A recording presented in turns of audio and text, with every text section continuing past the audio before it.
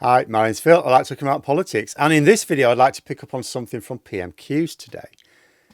How Labour can take heart from the fact Farage is clearly rattled by the danger of his target voters finding out what he wants to do with the NHS. But first, for daily political commentary, please hit the subscribe button to stay notified. So, yeah, there were a few points of interest, I suppose, during PMQs today. Badenoch actually had a sensible line of questioning, in theory, in that her questions touched on an issue which is a bit sensitive within Labour at the moment, but she failed to press any advantage because Starmer was able to make her look ridiculous again because she's too lazy to cover herself. But the moment which really made me sit up was Nigel Farage. Now, first of all, I'm not sure why he got a question because Richard Tice had already been selected and Reform UK have only got 5 MPs. Also, Farage had been given permission to ask an urgent question about the Chagos Islands the same afternoon. So it's like, it's up to the speaker. But anyway, Farage wanted to ask about the Chagos Islands agreement even during PMQs, even though he was scheduled to do it again later, whatever. But before he asked his question, he felt the need to say that his party believes in a health service free at the point of delivery.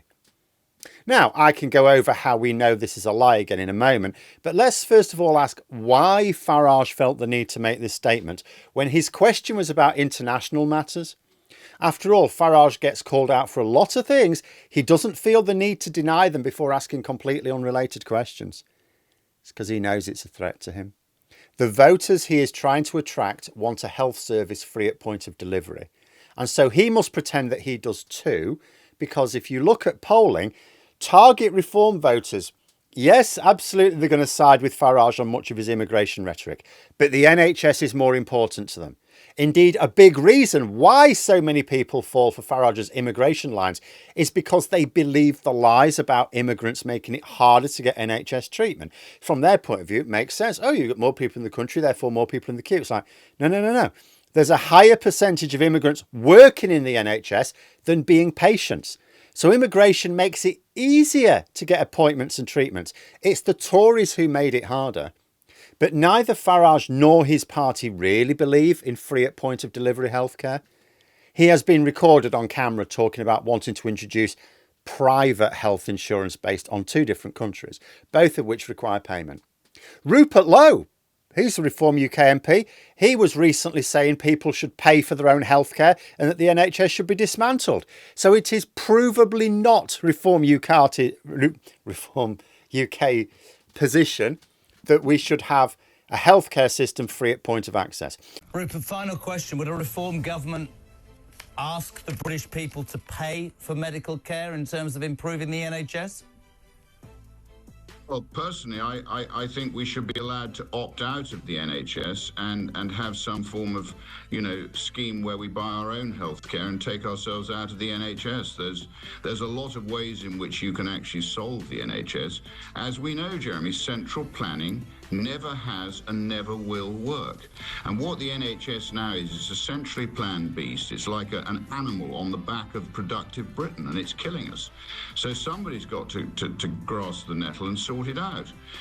So personally, I think my view of life is not always the same as others. And as for Farage himself, he has been filmed talking about how he wanted the American system a few years ago, whereby if you don't have expensive private insurance, you're going bankrupt if you break your arm or get cancer.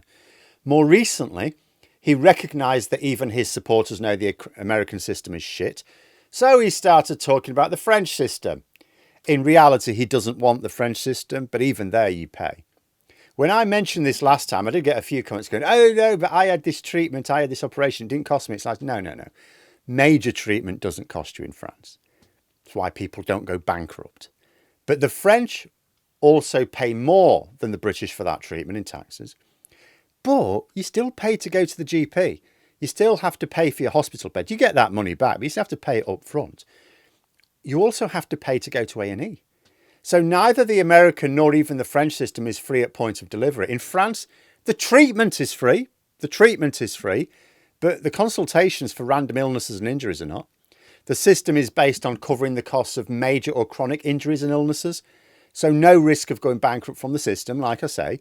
But the French not only pay more per capita in taxes for their healthcare system, but additional fees on top. We only pay for prescriptions in England and Wales. That is free in Scotland as well. But it is means tested south of the border, so it is free for some people here as well. But then that's it. Okay, you have to pay for parking at the hospital. Yeah, try not to get too ill. But you don't pay to see a doctor, and you don't pay for the treatment or the hospital bed up front or otherwise. Farage's plan would mean those impoverished voters that he's collecting, it'd be different if he was only trying to get the votes of millionaires, but not enough for them. So no, he's actually trying to appeal to people who struggle with the cost of living. And he wants them to have to pay for something as simple as a visit to the GP. I mean, that'd be one way to cut back on the queues, I guess. But it's fair to say Reform voters don't want that. And Farage's statement today let me know that he's rattled about it. I hope certain Labour MPs are taking note. I notice that there's a group of Labour MPs who finished ahead of Reform UK at this election, but are worried about the threat from them at the next election.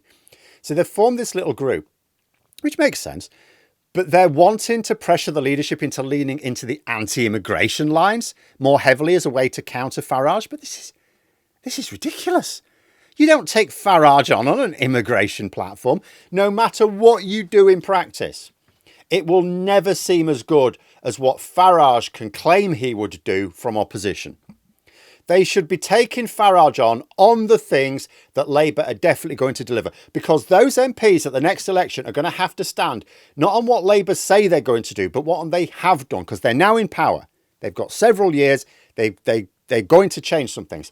What are they going to do? They're not going to persuade those voters that they've got immigration sorted. They can persuade them that they're improving access to healthcare.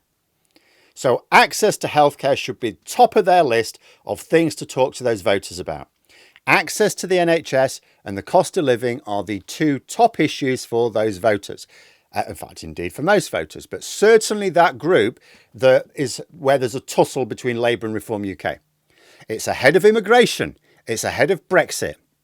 It's ahead of any of the nonsense that Farage wants to talk about. So don't talk about what Farage wants to talk about. Remember the saying, you get it in sport, it applies to politics. Do the opposite of what your opponent wants you to do. Cost of living and the NHS are the top two issues, even now, and will become the election. That group of MPs should wise up. Stop dancing to the Pied Piper of Clacton's tune. Observe that Farage is worried about his real NHS agenda. He wants the US trade deal because he knows America wants the NHS to buy American drugs at sky-high prices. We know that. It was written down. That's what Trump wants. This will not only be good for anyone with US pharmaceutical company shares, but make the NHS public funding model impossible because it'll cost far too much. There will be no option but to make people pay for access to the NHS. Little bit at a time at first, of course. Maybe it starts off like France. Maybe that's why Farage talks about France. The healthcare itself is very good quality and the big stuff is free. Like I say, the actual treatment, you don't go bankrupt. But you pay to visit the GP, you pay to visit A&E. You even pay for your bed in hospital, you just have to claim it back. But you've got to start off with the money to begin with. So he'd begin with that. Then you no longer get to claim back the cost of your hospital bed. Then you make contributions towards treatment as well. It's mostly subsidised, but you pay you little contribution, right? But the cost of those American drugs, which will be sky high because they have a monopoly via the trade agreement. So people will be expected to pay more and more towards their treatment. Eventually, we just move to a private insurance-based system. The state will pay for the premiums for lower income people and leave the rest to sort themselves out. At this point, anyone with shares in both US pharmaceutical companies as well as health insurance companies is quids in. I don't have a crystal ball, but I'm going to hazard a guess at what Farage's investment portfolio will look like at this point. And then, after a bit, you water down the level of insurance that the state pays for those on low incomes. Well, the state's paid for it, so you can't really complain. You buy your own insurance if you don't like the level that we're providing, until we end up with the American system firmly established. That's how Farage intends to move. Start off with a more poorly funded French system, perhaps move towards the American system. And Farage is a little concerned at the prospect of his voters finding this out. But he would move from concerned to terrified if Labour MPs decided to think about viable strategies and worked on where Farage is vulnerable. He's not vulnerable on immigration. You're not going to make him vulnerable on immigration. He is vulnerable on the NHS. Deal with the NHS. Talk about the NHS instead of trying to outbid him on immigration policies. When Labour have to work in the real world, they're in power. They have to work in the real world with real budgets. Farage is playing with monopoly money because he's in opposition. But there we are. Those are my thoughts. Let me know yours in the comments below. If you've enjoyed the video, please click the like button and subscribe for further content. If you'd like to support the channel further, you can click the join button for memberships. Thanks for watching, and until next time, I'll see you later.